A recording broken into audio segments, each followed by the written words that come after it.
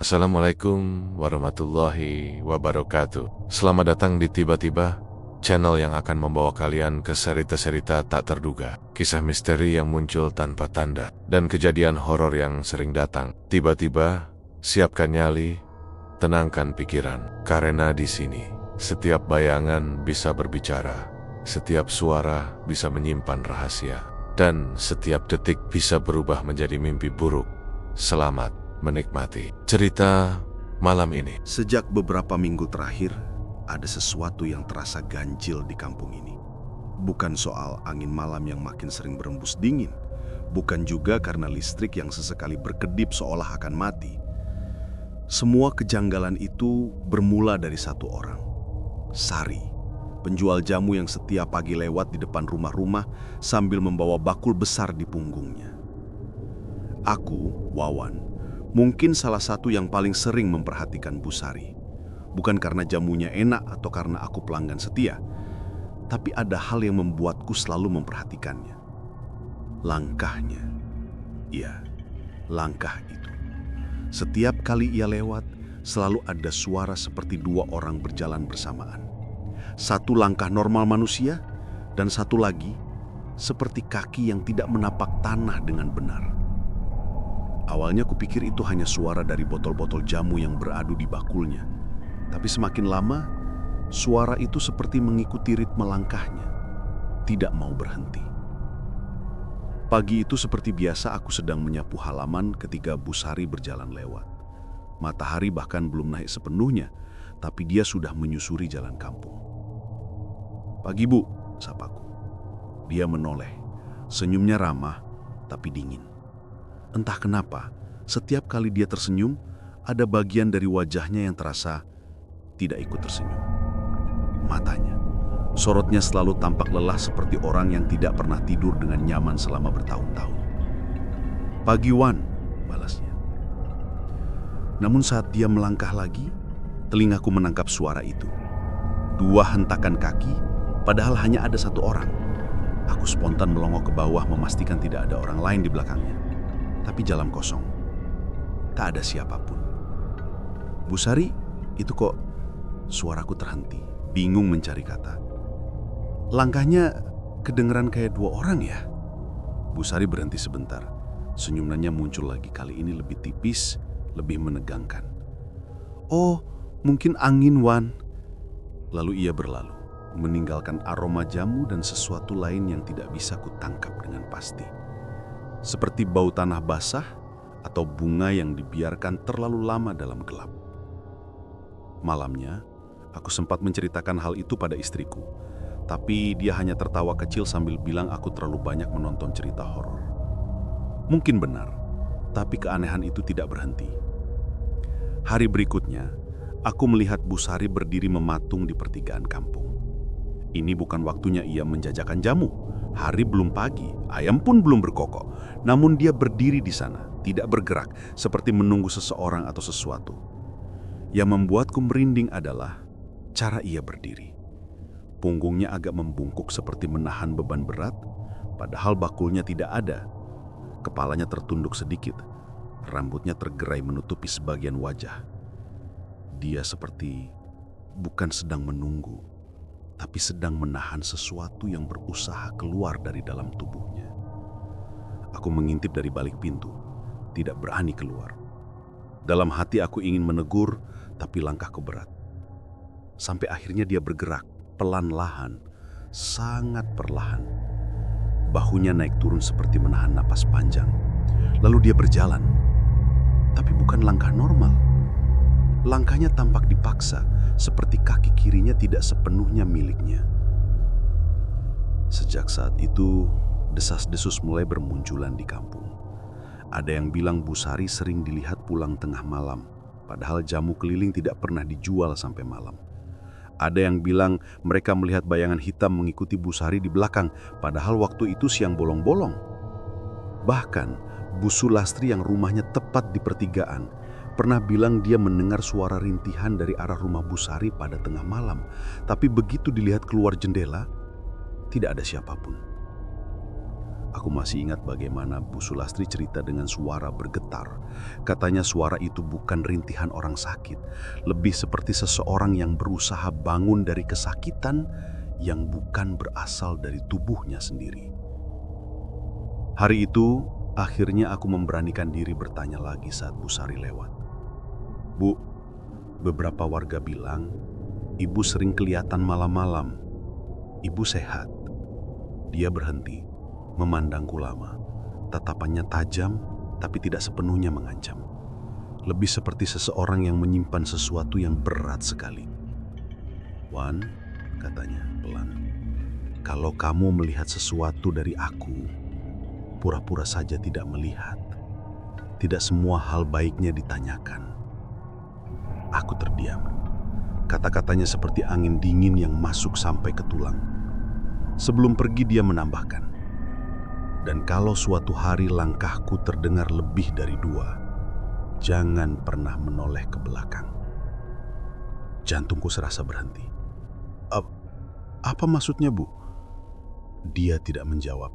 Dia hanya berjalan pergi, meninggalkan suara langkah yang kali ini jelas hanya satu.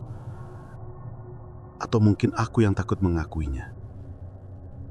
Sejak saat itu, aku mulai curiga bahwa Bu Sari bukan sekedar penjual jamu seperti yang selama ini kita kira. Ada sesuatu yang ia sembunyikan. Sesuatu yang mungkin tidak ingin ia gunakan, tapi dipaksa muncul karena ada yang mencoba mengganggunya. Dan aku sama sekali belum tahu bahwa keanehan itu baru permulaan dari mimpi buruk yang sebenarnya. Malam itu turun perlahan, seperti selimut gelap yang dengan sengaja ingin menutup seluruh kampung. Angin tidak bergerak, pepohonan diam, dan udara rasanya lebih berat daripada biasanya. Ada semacam tanda bahwa sesuatu yang tidak seharusnya terjadi sedang bersiap masuk ke dunia kami. Dan malam itu, semua berawal dari satu rumah kecil di pinggir kampung. Rumah milik Rano, seorang dukun yang namanya jarang disebut orang, bukan karena dihormati, melainkan karena ditakuti. Rano jarang keluar rumah pada siang hari. Kebanyakan orang hanya melihatnya saat senja, ketika cahaya mulai memudar. Ia selalu menghindari sorot matahari seolah kulitnya alergi pada terang. Tapi malam itu, ada sesuatu yang berbeda dari dirinya. Seseorang datang ke rumahnya, mengetuk pintu pelan namun tegas. Ketukan yang membawa niat buruk, niat yang sudah lama mengendap dan kini menemukan pintunya. Aku tidak mengetahui percakapannya secara langsung, namun desas-desus selalu lebih cepat dari angin. Keesokan harinya, orang-orang bercerita bahwa suara mereka terdengar dari celah-celah papan rumah Rano yang rapuh. Si tamu berbisik, memohon sesuatu, sementara Rano menjawab dengan suara rendah yang hanya bisa menandakan satu hal: persetujuan akan sesuatu yang jahat. Konon, orang itu memintanya untuk menjatuhkan seseorang. Bukan orang biasa, tetapi penjual jamu yang belakangan menjadi bahan bisik-bisik kampung, Sari. Ranu menerima permintaan itu bukan hanya karena bayaran yang besar. Ada ambisi lain di balik sorot matanya. Ia tahu tentang Bu Sari. Ia tahu ada sesuatu di balik tatapan dingin perempuan itu. Sesuatu yang tidak ia mengerti namun ingin ia jatuhkan demi membuktikan bahwa dirinya masih dukun paling kuat di daerah ini. Malam semakin pekat ketika Rano mulai mempersiapkan ritualnya. Ia mengunci pintu, menutup semua jendela, dan berjalan ke ruang belakang rumahnya, ruang yang tidak pernah dilihat siapapun. Di dalam sana, bau menyengat bercampur antara herbal, tanah basah, dan sesuatu yang tidak bisa dijelaskan. Di sudut ruangan, tergeletak mangkuk tanah liat berisi rambut, paku berkarat, potongan kain lusuh dan tanah kuburan yang ia kumpulkan sendiri. Rano duduk bersila, nafasnya diatur dalam irama yang terlatih. Matanya memejam, seolah mencoba menembus batas antara dunia manusia dan dunia yang tidak terlihat. Tangannya bergerak perlahan, mengangkat boneka kecil dari jerami. Boneka itu tampak sederhana, tapi yang membuatku merinding adalah bagaimana katanya boneka itu bergerak sedikit ketika disentuh. seolah ada nyawa palsu yang ditanamkan di dalamnya. "Ini untukmu, perempuan penyembunyi rahasia," gumam Rano dengan senyum yang tidak pantas di wajah manusia. Dia menusukkan paku pertama. Paku itu menancap tepat di dada boneka, dan saat itu pula beberapa warga mengaku mendengar suara seperti ringkihan jauh entah dari mana. Rano menancapkan paku kedua di bagian kaki, lalu paku terakhir di bagian kepala sambil membaca mantra yang tidak dimengerti siapapun. Sementara itu, di kampung yang mulai tertidur, aku masih belum memejamkan mata. Ada perasaan tidak enak yang sejak tadi sore membuat dadaku sesak, dan ternyata perasaan itu bukan tanpa alasan. Di kejauhan, aku melihat rumah Busari. Jendelanya terbuka sedikit. Tirainya bergerak perlahan padahal angin hampir tidak ada. Aku mendengar suara seperti gesekan halus dari dalam rumahnya. Tidak terlalu keras, tapi cukup membuat bulu kuduku meremang. Waktu itu aku tidak mengerti apa yang sedang terjadi. Tapi beberapa detik kemudian, barulah aku tahu bahwa malam itu bukan malam biasa. Busari sedang tertidur ketika tubuhnya tiba-tiba menegang. Nafasnya tersengal, matanya bergerak cepat di balik kelopak. Tangan kanannya seperti ingin meraih sesuatu sementara tangan kirinya mencengkram kain sarung yang ia pakai. Tubuhnya melengkung pelan lalu jatuh kembali seperti orang yang kehilangan kendali. Matanya terbuka, namun tatapannya tidak melihat dunia ini. Di posisi itu, aku melihat bayangan samar di dekatnya, seperti seseorang sedang berdiri di pinggir ranjangnya. Bukan siluet manusia, lebih seperti bentuk gelap yang menggantung tanpa kaki. Aku tidak tahu apa yang sebenarnya terjadi pada Busari saat itu, tapi esok harinya, ketika ia lewat di depan rumahku, aku melihat wajahnya pucat sekali, dan ada lingkar gelap di bawah matanya, lebih pekat daripada biasanya, seperti seseorang yang berperang melawan mimpi yang bukan mimpi. "Busari, ibu nggak apa-apa?" tanyaku, ragu. Dia berhenti, menatapku dengan mata yang tampak lebih berat daripada tubuhnya. "Kalau kamu merasa malam tadi banyak hal aneh, anggap saja kamu tidak melihat apa-apa," katanya pelan. Aku ingin bertanya lagi tapi suaranya membuatku diam. Dan kalau seseorang di kampung ini berharap aku tumbang, maka dia sudah memulai hal yang tidak bisa dihentikan. Aku tertegun. "Apa maksudnya, Bu?" Sari menghela napas panjang, lalu menjawab dengan lirih. "Semalam, ada yang coba masuk ke dalam tubuhku." Dia kembali berjalan meninggalkan aku dengan tubuh yang benar-benar membeku. Dan di belakang punggungnya, langkah itu lagi. Satu langkah manusia, satu langkah yang entah milik siapa. Malam itu, santet benar-benar dikirim. Dan mulai hari itu pula, kita semua akan menyaksikan sesuatu yang jauh lebih mengerikan daripada sekedar ilmu hitam. Sejak malam ketika santet itu dilepaskan, udara di kampung kami berubah. Tidak secara drastis, tidak langsung menampakkan sesuatu yang jelas, tapi lebih seperti perasaan yang menggantung, menekan, dan selalu mengawasi setiap langkah kami.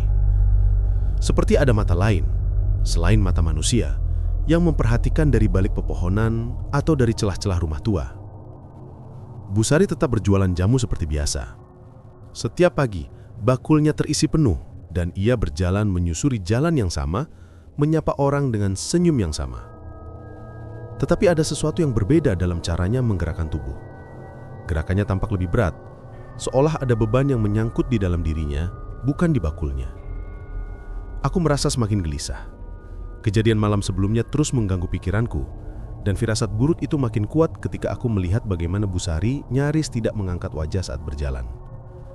Dia berjalan seperti seseorang yang sedang berusaha menahan sesuatu atau sedang menunggu sesuatu datang lagi. Pagi itu, aku melihat kejadian pertama yang membuatku sadar bahwa santet itu benar-benar mulai bekerja.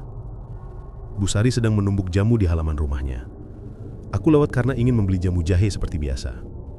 Tetapi tiba-tiba tubuhnya tersentak keras seperti ada sesuatu yang menarik tulang punggungnya dari dalam. Lumpang kayu yang ia pegang terjatuh dan tubuhnya membungkuk hebat. Tangannya menggenggam udara kosong seperti berusaha menahan sesuatu agar tidak masuk. "Busari," panggilku spontan.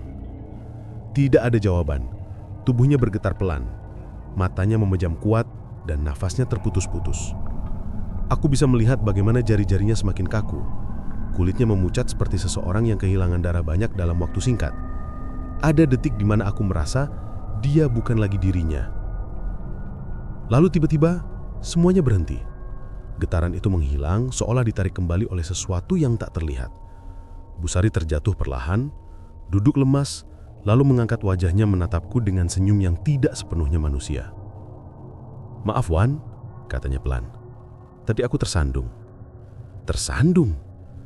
Tidak ada batu, tidak ada apapun di bawah kakinya. Tapi aku tidak bisa menegur lebih jauh. Sorot matanya terlalu tajam, terlalu menyimpan sesuatu yang membuat lidahku tidak mampu bergerak. Siang harinya, aku mendengar kabar lain dari tetangganya, Bu Sulastri. Katanya sejak dini hari, terdengar suara seseorang berjalan mondar-mandir di dalam rumah Busari. Tapi ketika ia mengintip, lampu rumah itu mati dan tidak ada bayangan siapapun. Hanya suara langkah yang tidak berhenti, seperti orang yang kehilangan arah. Malam berikutnya, tanda kedua muncul. Aku sedang duduk di teras rumah ketika tiba-tiba terdengar suara seperti benda berat jatuh dari rumah Busari. Bukan suara manusia terjatuh, tapi seperti sesuatu yang menghantam lantai dengan keras, sesuatu yang ingin keluar dari tubuh seseorang. Aku berdiri dan hendak menghampiri. Tapi saat itu pula, aku mendengar suara yang membuatku membeku. "Pergi, jangan ikut aku," suara Busari, lirih namun jelas, seperti sedang berbicara dengan entitas yang tidak terlihat. Aku tidak berani melangkah lebih dekat. Aku hanya bisa memandang dari jauh. Jendela rumahnya bergerak sedikit, seperti ada seseorang lewat di belakangnya, tapi aku tidak melihat siapapun. Dan ketika aku menatap lebih lama, jendela itu menutup perlahan, seolah ada tangan tak kasat mata yang mendorongnya. Keesokan paginya, tubuh Busari tampak lebih kurus. Wajahnya cekung, tulangnya lebih menonjol, dan matanya seperti kehilangan cahaya. Ia tetap berjualan, tetap berjalan pelan, seolah tidak terjadi apa-apa. Tapi setiap beberapa langkah, bahunya bergerak aneh, seperti sedang mengusir sesuatu yang menempel di tubuhnya. Aku memberanikan diri bertanya lagi saat dia lewat. "Bu, apa benar ibu nggak apa-apa? Soalnya beberapa hari ini ibu kelihatan beda." Dia berhenti. Matanya mengarah kepadaku, tapi tatapannya seperti menembusku, tidak fokus menatap wajahku. "Wan," katanya pelan, "kalau kamu melihat aku seperti bukan aku, jangan dekati aku." Aku merinding sampai ke tulang. "Apa maksudnya, Bu?" Dia menghela nafas dan untuk pertama kalinya, wajahnya terlihat seperti seseorang yang ketakutan. "Tadi malam, ada sesuatu yang masuk setengah, tapi tidak berhasil penuh. Itu yang membuat tubuhku seperti ini." Aku tidak mengerti. "Masuk? Apa maksudnya?" Dia menatapku lama lalu menjawab pelan. "Ada santet yang dikirim. Dia mencari tempat tinggal. Dan tempat itu adalah tubuhku." Aku ingin menolak. Ingin bilang bahwa itu tidak mungkin. Tapi ketika ia menoleh sedikit, aku melihat sesuatu yang membuatku tidak bisa berkata-kata. Di bagian lehernya, kulitnya tampak lebih dekap di satu sisi, seperti bekas tangan yang menekan dari dalam. Bentuknya tidak jelas, tapi seperti jari yang mencoba mencengkeram. "Kalau aku jatuh, jangan sentuh tubuhku," katanya sebelum pergi. "Karena yang menyentuh mungkin bukan hanya kamu, tapi dia juga." Langkahnya kembali menjauh, dan untuk pertama kalinya, aku benar-benar yakin. Bukan hanya satu langkah yang terdengar. Ada langkah lain, sangat pelan, mengikuti dari belakang. Santet itu mulai bekerja, dan kampung kami baru saja memasuki babak awal dari sesuatu yang jauh lebih gelap. Ada yang berubah dari tatapan Busari sejak hari-hari berat itu. Bukan lagi hanya kelelahan atau pucat karena kurang tidur. Ada sesuatu di balik matanya yang tampak seperti bayangan lain sedang memperhatikan dari dalam dirinya. Seolah-olah ia bukan lagi satu orang, melainkan dua sosok yang saling berebut ruang di satu tubuh yang sama. Aku tidak tahu apa yang sebenarnya ia alami di malam-malam sebelumnya. Namun pada malam berikutnya, Busari mengalami sesuatu yang akhirnya membuatnya benar-benar berada di batas antara hidup dan mati. Kejadian itu dimulai dari sebuah mimpi atau apapun bentuknya. Sari selalu mengatakan bahwa mimpi bagi beberapa orang tertentu bukan sekadar bunga tidur. Ada mimpi yang bisa jadi pintu, dan ada mimpi yang bisa jadi lubang jebakan. Dan malam itu, ia jatuh ke dalam salah satu yang paling gelap. Menurut cerita yang ia sampaikan padaku esok harinya, malam itu ia tertidur lebih cepat dari biasanya, bukan karena lelah, melainkan karena tubuhnya seolah dipaksa untuk tidur. Semacam tarikan halus dari dalam kepalanya, seperti disentuh tangan dingin yang menidurkan seseorang tanpa izin. Ketika kelopak matanya terpejam, dunia langsung berubah. Ia mendapati dirinya berdiri di sebuah ruangan yang aneh, bukan rumahnya, bukan pula kampungnya. Ia berdiri di ruangan yang ukurannya tidak bisa dipastikan. Gelap namun tetap terasa luas. Hanya ada satu penerangan, cahaya pucat, remang, datang dari arah yang tidak jelas. Tidak ada dinding yang terlihat, tapi langkahnya bergema seperti berjalan di sebuah aula kosong. Semakin lama ia berdiri, semakin ia merasa bahwa tempat itu bukan sekadar ruang kosong. Ada sesuatu yang bersembunyi di dalam gelapnya. Kemudian, ia mendengar suara itu. "Keluar, keluar, tubuhmu bukan tempatmu lagi." Suara itu bukan suara manusia. Suaranya panjang, bergetar, seperti berasal dari seseorang yang suaranya ditarik dari dasar sumur tua. Sari memutar tubuhnya, mencari arah suara, tapi ia tidak melihat siapapun. Yang ia lihat hanyalah bayangan hitam yang tiba-tiba muncul di lantai, lalu merambat naik ke tembok. Ketika bayangan itu terangkat, bentuknya mulai terlihat. Sosok seperti manusia, tetapi tidak memiliki wajah. Hanya lekukan kosong tempat seharusnya mata berada. Mulutnya terbuka lebar, lebih lebar dari kepala manusia manapun, seolah-olah siap menelan apapun yang mendekat. Sari mundur, namun setiap kali ia melangkah, lantai di bawahnya terasa seperti pasir basah yang menyeret kaki, membuatnya sulit bergerak. "Keluar!" suara itu mengulang. "Tubuhmu akan jadi milikku." Sari berusaha berlari, namun bayangan itu melompat. Ia merasakan sesuatu mencengkeram punggungnya, seperti kuku panjang dan dingin.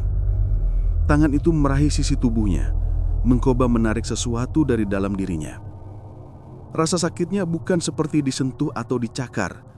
Ini seperti ada yang menarik jiwanya, bukan kulitnya.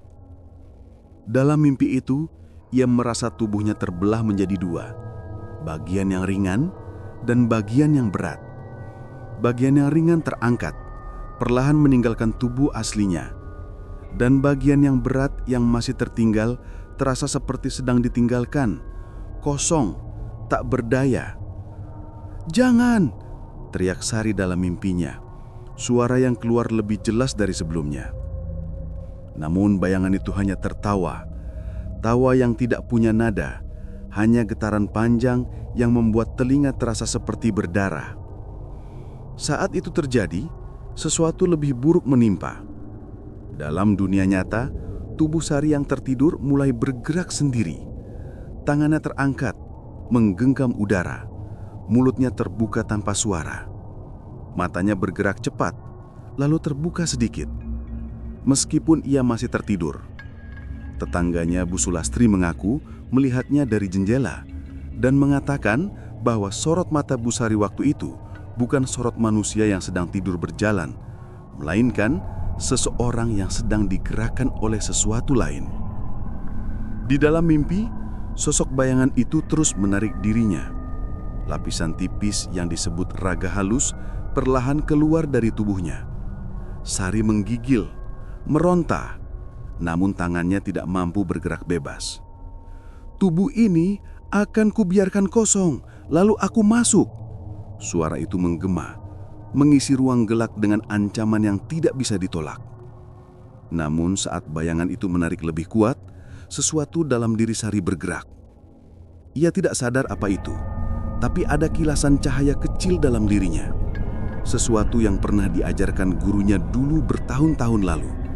Sesuatu yang tidak pernah ia gunakan lagi. Dalam kegelapan itu, Sari tiba-tiba sadar bahwa ia sedang ditarik keluar dari tubuhnya.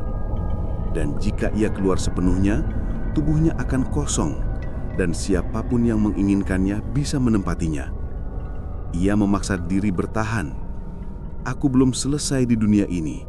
Gumamnya dalam mimpi, suara yang keluar lebih jelas dari sebelumnya. Bayangan itu meraung. Ruang gelap bergetar. Tangan hitam itu menarik semakin kuat. Tapi Sari juga mendorong dari dalam. Entah bagaimana, seperti dua orang yang saling memperebutkan satu pintu. Pertarungan itu berlangsung lama, sampai akhirnya secara tiba-tiba bayangan itu terpental, seolah kehilangan cengkeraman. Tubuh Sari jatuh kembali, bukan ke lantai, melainkan ke tubuhnya sendiri. Ia terbangun dengan teriakan yang menahan nafas. Seluruh tubuhnya basah dengan keringat dingin. Nafasnya tersengal-sengal. Tapi yang membuatnya benar-benar ketakutan adalah ia masih merasakan sentuhan tangan yang tadi menarik raganya. Sentuhan itu masih ada, menempel di bagian punggungnya, dingin, berat, dan seolah belum pergi. Dan lebih parahnya lagi, bayangan itu belum menghilang sepenuhnya. Ia bisa melihatnya, samar, berdiri di sudut kamar, seakan telah menemukan jalan menuju dunia ini. Dan malam itu, Sari baru menyadari bahwa mimpi yang barusan ia alami bukan mimpi. Itu adalah percobaan pertama makhluk itu untuk mengambil tubuhnya. Dan ia tahu percobaan berikutnya tidak akan sehalus itu lagi.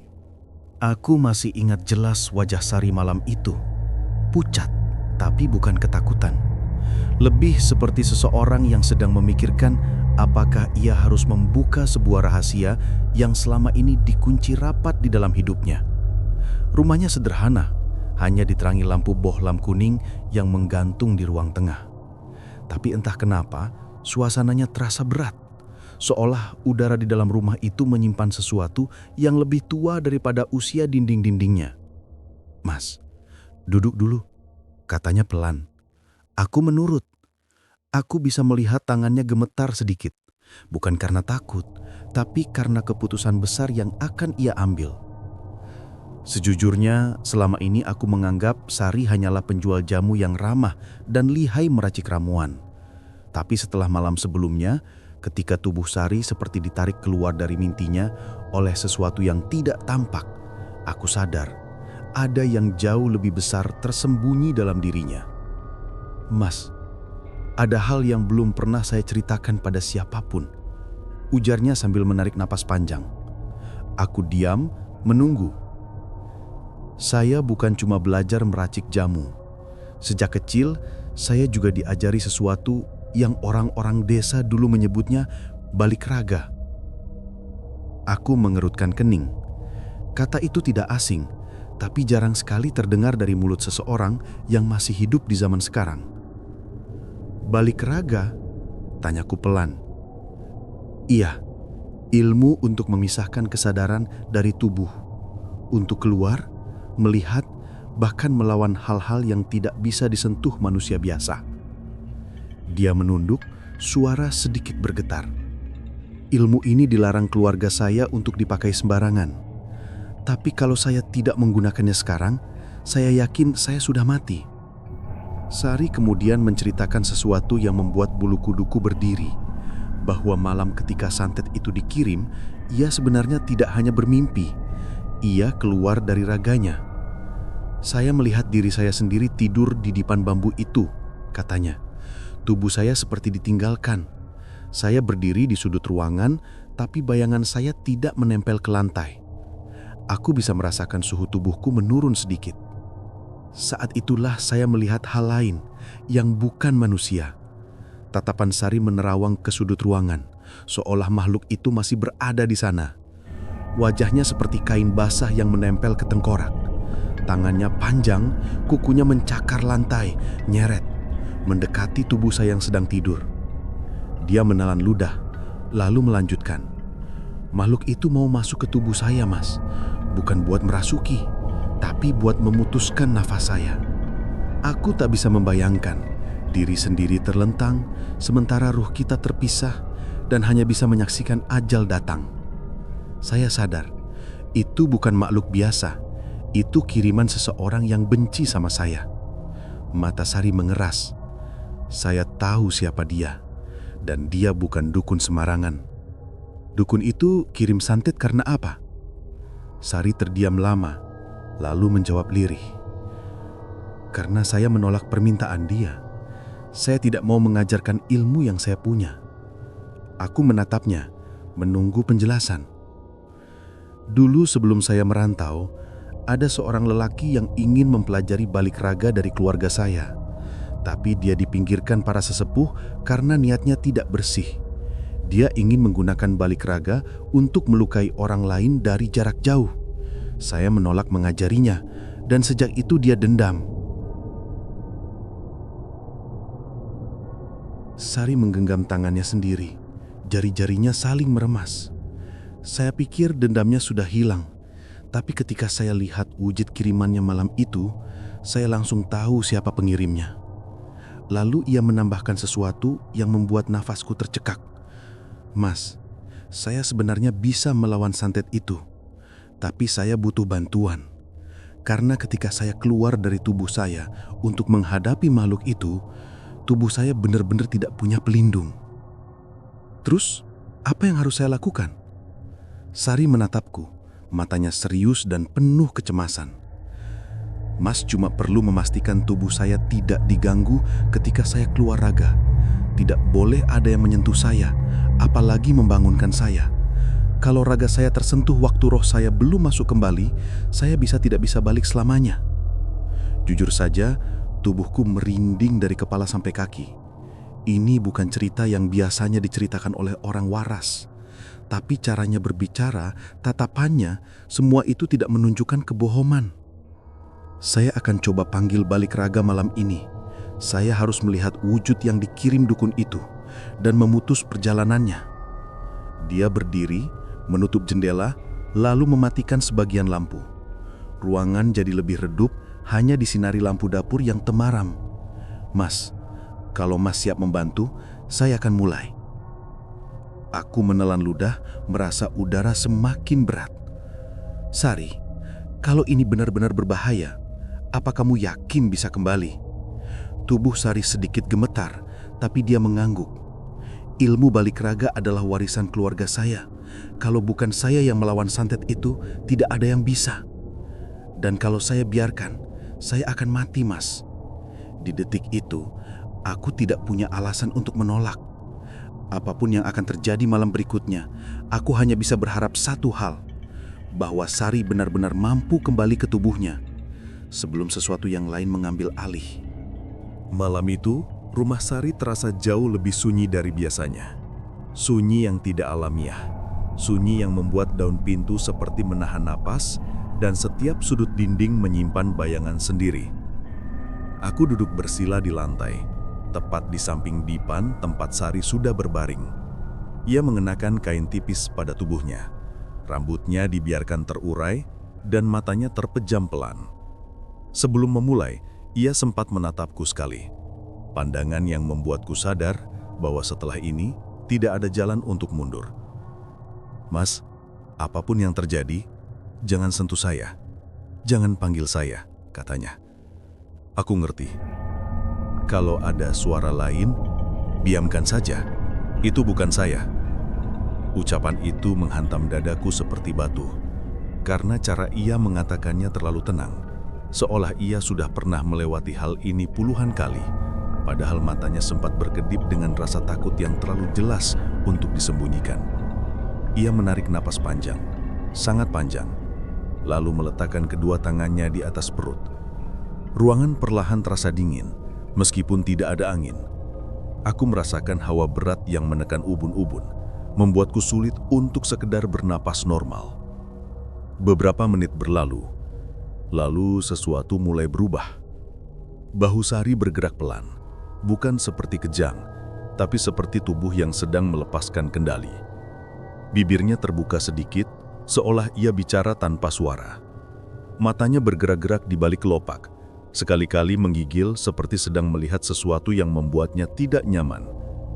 Aku menahan diri untuk tidak panik, hanya memperhatikan. Dan saat itulah aku melihatnya. Ada sesuatu yang perlahan terangkat dari dadanya. Bukan asap, bukan cahaya, tapi lebih seperti bayangan tipis yang mengikuti bentuk tubuhnya. Semakin lama semakin jelas. Seperti tirai transparan yang ditarik perlahan dari tubuh kasarnya. Aku tidak pernah percaya pada cerita orang mengenai roh yang keluar dari raga. Tapi malam itu, aku melihatnya sendiri, dengan kedua mataku. Sari, atau jiwa Sari, benar-benar terangkat. Tubuh halusnya membentuk siluet samar, seperti cahaya redup keperakan yang berdiri rapuh di samping dipannya. Rambutnya bergerak pelan, meskipun udara di ruangan tidak bergerak sama sekali. Aku terpaku. Sebuah bagian dari diriku ingin berteriak, tapi sisanya membeku oleh rasa takjub yang bercampur takut. Lalu, jiwa Sari menoleh ke arahku. Ia melihatku. "Mas, saya sudah keluar." Suaranya terdengar di dalam kepalaku, bukan melalui mulutnya. Aku hampir mundur karena kaget. Kamu bisa dengar aku?" "Bisa, tapi jangan banyak bicara. Saya harus pergi." Jiwa Sari menatap tubuhnya yang masih terbaring, sunyi, rapuh seperti boneka yang tak bernyawa. Ia mendekat ke pintu, tapi tetap melayang tanpa menyentuh lantai. Namun begitu ia mencapai ambang pintu, sesuatu berhenti. Bayangan gelap muncul di sudut ruangan. Bukan wujud yang jelas, lebih seperti gumpalan hitam yang terus berubah bentuk, berkedut sepelan-lahan, seperti daging hidup tanpa kulit. Sari pun berhenti.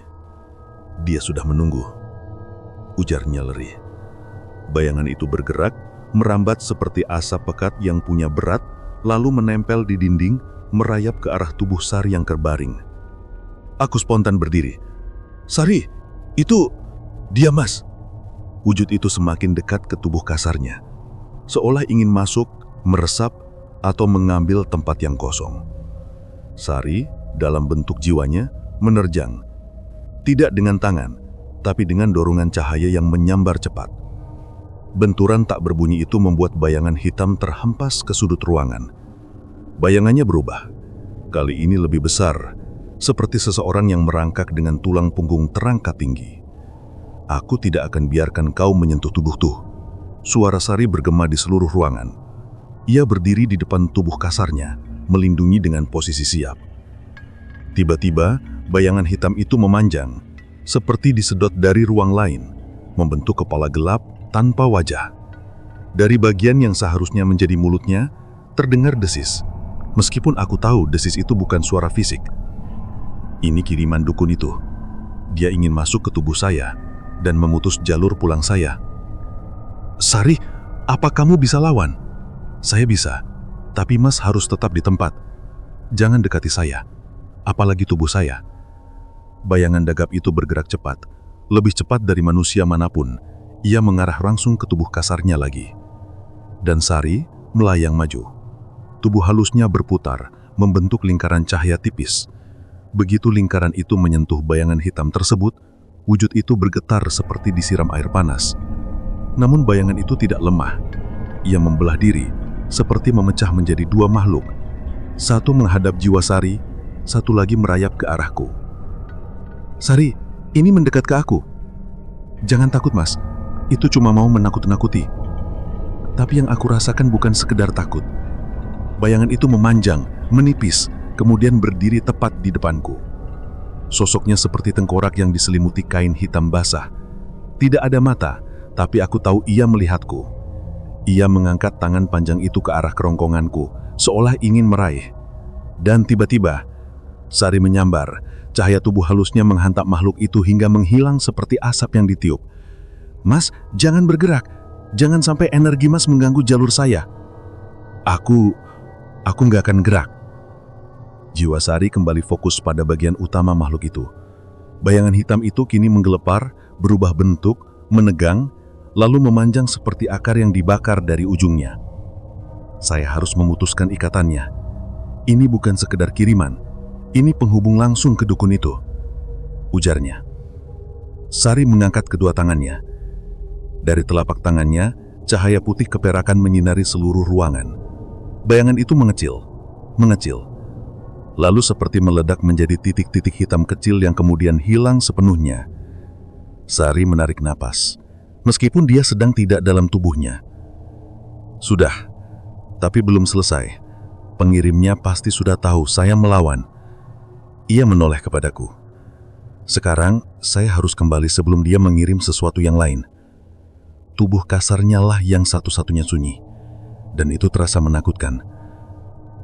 Mas, suara Sari melemah. Kalau saya terlambat kembali, tolong jangan biarkan saya tertidur lebih lama. Panggil nama saya pelan-pelan, tapi jangan sentuh dulu. Aku mengangguk cepat, takut sekaligus tidak mau melakukan kesalahan sekecil apapun. Jiwa Sari bergerak kembali ke arah tubuh kasarnya. Cahayanya mulai menyatu, pelan, hampir sempurna. Tapi sebelum benar-benar masuk, sesuatu seperti garis hitam yang sangat tipis muncul di belakangnya, seperti retakan udara yang memanjang. Apa itu, Sari?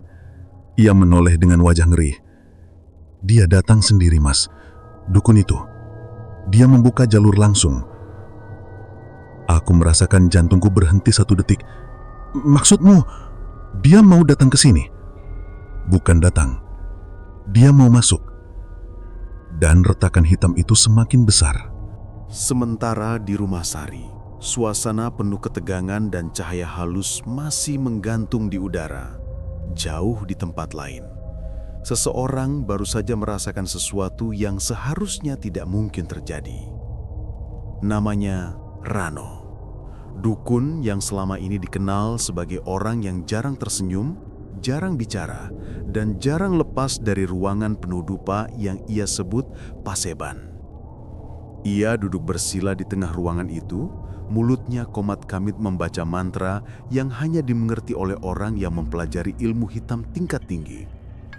Di depannya, sebuah kendi tanah liat bergoyang pelan. Dari mulut kendi itu, asap hitam tipis keluar dan mengalir ke lantai. Seperti hidup, seperti mencari sesuatu. Itulah jalur santet yang ia kirimkan ke tubuh Sari sebelumnya. Rano tersenyum tipis. Sebentar lagi selesai, gumamnya. Nyawamu tinggal sehelai nafas, Sari. Tapi sebelum ia menyelesaikan mantra, kendi itu tiba-tiba berhenti bergetar. Asap hitam yang seharusnya mengalir ke arah tertentu berubah arah. Bukan memudar, bukan hilang, tapi kembali ke kendi. Seolah ada tangan tak terlihat yang mendorong jalur itu kembali melawan arah pengirimannya. Rano tersentak. Tidak mungkin, bisiknya. Ia memperkuat mantranya. Tangan kanannya menggerakkan pisau kecil yang ujungnya hitam bekas darah ayam. Tapi saat ia melakukan itu, kendi tanah liat mengeluarkan suara retakan kecil. Rano berhenti membaca. Retakan di permukaan kendi semakin panjang. Asap hitam yang seharusnya patuh padanya mulai bergerak liar. Mengapa kembali? Siapa yang mengintervensi? Ia berdiri perlahan, memutar tubuhnya menghadap ke sudut ruangan, tempat di mana ia biasa memanggil makhluk-makhluk bantuannya. Tapi malam itu, makhluk-makhluk itu justru bersembunyi. Bayangan mereka menghilang, seolah menolak perintah. Rano merasakan hawa panas menjalar ke tengkuknya. Bukan panas ruangan, panas dari sesuatu yang muncul di belakangnya. Ia membalikkan badan cepat, namun langsung terdiam. Di sudut ruangan yang paling gelap, tampak sebuah siluet samar, seperti tubuh perempuan yang mengambang, tidak menyentuh tanah, tidak memijak apapun.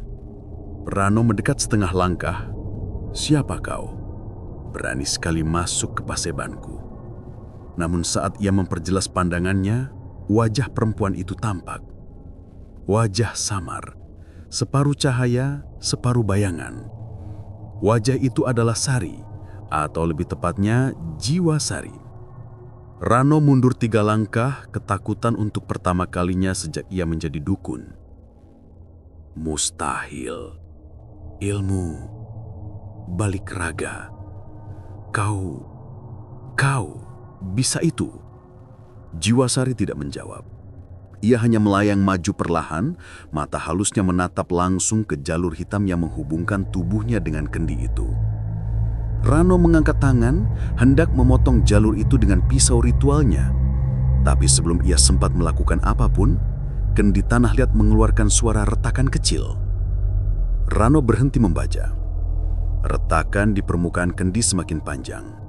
Asap hitam yang seharusnya patuh padanya mulai bergerak liar. Mengapa kembali? Siapa yang mengintervensi? Ia berdiri perlahan, memutar tubuhnya menghadap ke sudut ruangan, tempat di mana ia biasa memanggil makhluk-makhluk bantuannya. Tapi malam itu, makhluk-makhluk itu justru bersembunyi. Bayangan mereka menghilang, seolah menolak perintah. Rano merasakan hawa panas menjalar ke tengkuknya. Bukan panas ruangan, panas dari sesuatu yang muncul di belakangnya. Ia membalikkan badan cepat, namun langsung terdiam. Di sudut ruangan yang paling gelap, tampak sebuah siluet samar, seperti tubuh perempuan yang mengambang. Tidak menyentuh tanah, tidak memijak apapun. Rano mendekat. "Siapa kau? Berani sekali masuk ke pasebanku." Namun saat ia memperjelas pandangannya, wajah perempuan itu tampak. Wajah samar, separuh cahaya, separuh bayangan. Wajah itu adalah Sari, atau lebih tepatnya, Jiwasari. Rano mundur 3 langkah ketakutan untuk pertama kalinya sejak ia menjadi dukun. Mustahil. Ilmu. Balik raga. Kau bisa itu. Jiwasari tidak menjawab, melayang maju perlahan, mata halusnya menatap langsung ke jalur hitam yang menghubungkan tubuhnya dengan kendi itu. Rano mengangkat tangan, hendak memotong jalur itu dengan pisau ritualnya. Tapi sebelum ia sempat melakukan apapun, Jiwasari mengangkat tangan. Tidak menyentuh tubuh Rano, tidak menyerangnya. Jiwasari hanya menyentuh bayangan Rano di lantai. Dan reaksinya mengerikan. Bayangan Rano bergetar, memanjang, menyusut, lalu terangkat dari lantai seperti asap terbalik, terlepas dari tubuhnya sendiri. Tidak, itu bayangan hidupku. Ia mencoba menahan bayangannya dengan mantra, tapi semakin ia membaca, semakin bayangan itu memudar dari tubuhnya. Sari akhirnya berbicara. Suaranya bukan suara manusia, bukan bisikan, bukan gema. Suaranya seperti datang dari dalam kepala Rano sendiri. "Rano, kau mengirimkan kematian untukku. Sekarang, rasakan apa yang kau kirim." Rano berkeringat. "Sari, hentikan. Kau tak tahu apa yang kau lakukan. Bayanganku adalah wadah kekuatanku." Tapi Jiwasari melayang semakin dekat. Rano mundur hingga punggungnya menempel pada dinding. Pisau ritusnya terjatuh ke tanah. Untuk pertama kalinya, ia tidak tampak seperti dukun kuat. Ia tampak seperti seseorang yang sedang dihukum oleh sesuatu yang jauh lebih tinggi dari hitungannya. "Kau pikir ilmu hitam tidak punya pantulan?" Sari mendekat, suaranya semakin dalam. "Kau pikir jalur yang kau buka hanya bisa dilewati satu arah?" Bayangan Rano akhirnya terlepas seluruhnya, mengambang seperti lembaran kain tipis, berusaha kembali ke tubuhnya. Tapi justru tersedot menuju kendi yang sudah retak. "Tidak, Sari!" Terlambat. Bayangan itu masuk ke kendi, dan kendi itu pecah. Bukan meledak, tapi terbelah sempurna seperti buah yang terlalu matang. Dari pecahan itu, asap gelap mengalir naik, kemudian kembali ke arah pemiliknya. Bukan ke tubuh Sari, bukan ke rumah Sari, tapi ke tubuh Rano sendiri. Asap itu melilit tubuhnya, masuk ke pori-pori kulitnya, seolah menelan dukun itu dari dalam. Rano berteriak, suaranya parau. "Sari, kau membalikkan santetku sendiri ke tubuhku. Sari, kau tidak boleh." Tapi jiwanya sendiri mulai bergetar seperti ditarik dari dalam. Ia meraih lantai, mencoba bertahan. "Sari, ampuni aku. seharusnya kau tidak mengirimkan maut kepadaku. Dan dengan tarikan terakhir, asap hitam itu masuk penuh ke tubuh Rano. Tubuhnya jatuh bersimpuh. Jiwa Sari menarik diri perlahan dari paseban itu. Cahaya halusnya semakin redup, seolah kembali ke jalurnya. Sebelum ia hilang, ia menatap Rano yang kini gemetaran di lantari. Hukumanmu belum selesai. Yang jelas, mulai malam ini, kau tidak lagi menjadi pemburu. Kau adalah yang diburu. Setelah itu, jiwa Sari lenyap kembali ke tubuhnya. Dan Rano, ia hanya terduduk dengan wajah pucat, matanya kosong, mulutnya bergetar tanpa suara. Karena pertama kalinya dalam hidupnya, ia merasakan apa artinya santet ketika dikirimkan oleh dirinya sendiri. Aku selalu mengira momen paling menegangkan adalah ketika jiwa Sari keluar meninggalkan tubuhnya. Ternyata, aku salah besar. Justru momen ketika ia harus kembali adalah bagian paling mengerikan dari seluruh kejadian malam itu. Setelah jalur hitam dari dukun Rano terputus, udara di rumah Sari berubah drastis.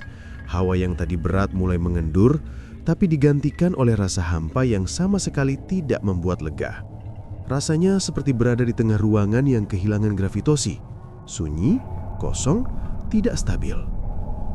Tubuh Sari masih terbaring kaku di dipan bambu. Matanya terpejam, wajahnya pucat, dan dadanya hanya bergerak naik turun tipis, seperti napasnya dipinjam dari dunia lain. Aku duduk di sampingnya, memegang lututku sendiri agar tanganku tidak gemetar. Jiwa Sari yang tadi sempat kutatap dengan mataku sendiri, perlahan menghilang dari pandanganku. Seharusnya itu berarti ia sedang kembali ke raganya. Seharusnya. Tapi beberapa detik kemudian, tubuh Sari justru bergetar. Pertama pelan, lalu semakin kuat. Mirip seperti seseorang yang kedinginan parah, padahal udara malam itu tidak lagi sedingin sebelumnya. Sari, kamu sudah kembali? Atau belum? Tidak ada jawaban. Aku menelan ludah. Sari pernah bilang, aku tidak boleh sembarang bicara saat ia belum sepenuhnya masuk ke tubuhnya. Tapi melihat tubuhnya sekarang, sulit untuk tetap diam. Jari-jarinya bergerak kecil, tapi bukan gerakan normal manusia.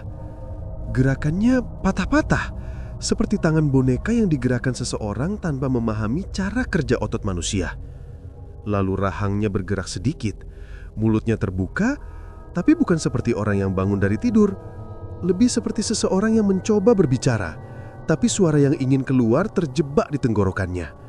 Aku merinding dari kepala sampai kaki. Sari, kamu bisa dengar aku? Tubuhnya kaku beberapa detik. Lalu sesuatu lain terjadi. Matanya yang tadi tertutup rapat tidak langsung terbuka, hanya berkedut. Lalu bola matanya bergerak cepat dari balik kelopak seperti sedang melihat sesuatu dari kejauhan.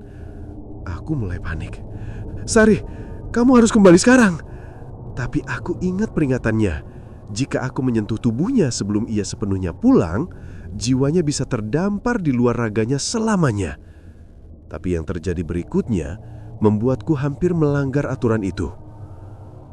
Tubuh Sari terangkat sedikit dari dipan. Hanya setengah jengkal. Tidak wajar. Tidak manusiawi. Rasanya seperti ada kekuatan lain yang menarik tubuhnya dari bawah dipan, bukan dari atas. Aku memutar pandangan ke arah kakinya.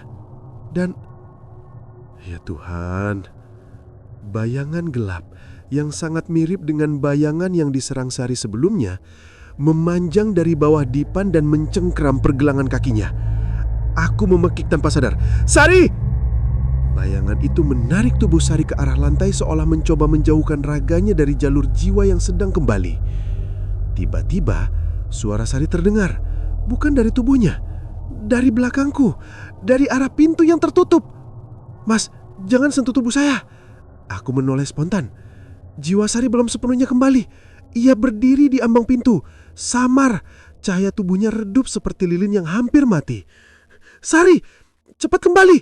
Tubuh kamu, saya tahu, tapi jalurnya belum stabil. Apa yang harus aku lakukan? Sari menatap tubuh kasarnya yang mulai terseret durun dari dipan. Wajahnya, meski hanya berupa cahaya, tampak ketakutan. "Mas, bantu saya luruskan jalur pulangnya. Caranya bagaimana?" "Tutup mata Mas dan panggil nama saya. Jangan keras, jangan lembut. Panggil dengan niat supaya saya pulang." Aku langsung menurut. Mataku terpejam, napasku tercekak dan seluruh tubuhku terasa dingin. Sari, Sari, kembali. Untuk beberapa detik, tidak ada yang terjadi. Lalu suara lirih terdengar dari tubuh kasarnya. "Mas?" Matanya berkedut. Mulutnya bergerak. Rahangnya tidak kaku seperti tadi. Aku lanjut memanggil. "Sari, kembali. Kembali ke tubuhmu." Dan tiba-tiba, cahaya dari jiwa Sari bergerak seperti tersedot. Cepat, sulit diikuti mata, mengarah ke tubuh fisiknya. Bayangannya yang tadi menarik kakinya memekik tanpa suara, lalu menghilang seolah terbakar dari dalam. Tubuh Sari jatuh kembali ke dipan, keras, tapi tidak sampai menyakitinya. Jiwanya menembus dadanya dan menyatu penuh. Tubuh itu berhenti bergerak, sunyi, diam. Aku hampir berteriak memanggilnya, hampir menyentuh pundaknya, hampir mengguncangnya. Namun beberapa detik kemudian, dada Sari naik turun lebih stabil. Lalu ia membuka mata perlahan. Dan untuk pertama kalinya dalam 3 malam penuh teror, mata itu menatapku sebagai Sari yang sesungguhnya. Dengan napas nyata, dengan kesadaran utuh. "Mas," suaranya serak, "saya pulang." Aku menghela napas panjang, panjang sekali, seolah baru bisa bernapas setelah tenggelam terlalu lama. Tapi sebelum sempat lega sepenuhnya, Sari menambahkan sesuatu dengan suara lemah. "Mas, Rano belum selesai. Dia akan datang dengan raganya sendiri." Dadaku langsung dingin lagi. Pagi itu, setelah malam paling mencekam yang pernah dilalui, suasana rumah Sari terasa seperti habis diguncang badai tak kasat mata. Angin yang masuk lewat celah jendela membawa hawa dingin yang berbeda, seolah masih ada sesuatu yang mengintai, menunggu waktu untuk memunculkan diri. Namun Sari akhirnya membuka mata. Tubuhnya masih lemah, nafasnya berat, tapi ia kembali. Ustadz Rahman duduk di dekatnya, wajahnya penuh haru dan rasa lega yang tak mampu ia sembunyikan. "Alhamdulillah, jiwa kamu kembali tepat sebelum batasnya," ucapnya dengan suara serak. Di sisi lain, Bu Rina menangis sambil memeluk tangan anaknya. "Kamu membuat kami takut setengah mati, Nak." Beberapa saat kemudian, kabar mengejutkan datang. Dukun Rano ditemukan pingsan di gubuknya. Tubuhnya menggigil hebat seperti orang ketakutan melihat sesuatu yang tidak bisa dijelaskan. Penduduk menemukannya terkapar dengan mulut komat kamit, menyebut nama Sari berkali-kali. Ada yang bilang wajahnya tampak seperti melihat sosok lain dalam mimpinya. Sesosok perempuan yang berdiri di atas dadanya, menatapnya tanpa kedip. Karena ketakutan yang luar biasa, Dukun Rano akhirnya mengakui semuanya di depan perangkat desa. Ia mengaku menerima bayaran dari seseorang yang ingin mencelakai keluarga Sari. Tujuan sebenarnya bukan hanya membuat sakit, namun memutus rejeki dan membuat hubungan keluarga mereka retak. Namun yang mengejutkan, orang yang memesan santet adalah seseorang yang mereka kenal sangat dekat. Tetangga yang selama ini pura-pura peduli, sering mengantar makanan dan selalu menanyakan keadaan Sari, Mbak Lestari. Iri dan dendam lama menjadi alasan ia melakukan semuanya. Ketika dipanggil perangkat desa, Lestari menangis dan menyangkal. Namun bukti-bukti yang ditemukan di rumah Rano tak terbantahkan. Foto Sari, rambutnya, dan sehelai pita yang hanya dimiliki Sari sejak kecil. Malam itu, Ustadz Rahman menutup peristiwa dengan satu pesan yang menancap dalam. Dunia gaib itu ada, tapi sebab terbesar masalah ini bukan makhluk halus, melainkan hati manusia yang gelap. Sejak saat itu, keadaan rumah Sari perlahan kembali normal. Tidak ada lagi suara langkah di atap pada tengah malam. Tidak ada lagi mimpi tubuhnya ditarik keluar. Tidak ada lagi bisikan di sudut kamar. Namun Sari tahu betul, Pengalaman itu akan selalu menempel dalam hidupnya. Ia pernah berjalan di ambang batas antara hidup dan mati dan melihat sisi gelap yang jarang disentuh manusia. Dan meski semuanya telah berakhir, setiap kali ia memejamkan mata, kadang ia masih bisa merasakan sensasi halus seperti tangan yang menarik pergelangan kakinya, mencoba membawanya kembali ke tempat itu. Tempat yang tidak boleh ia datangi lagi.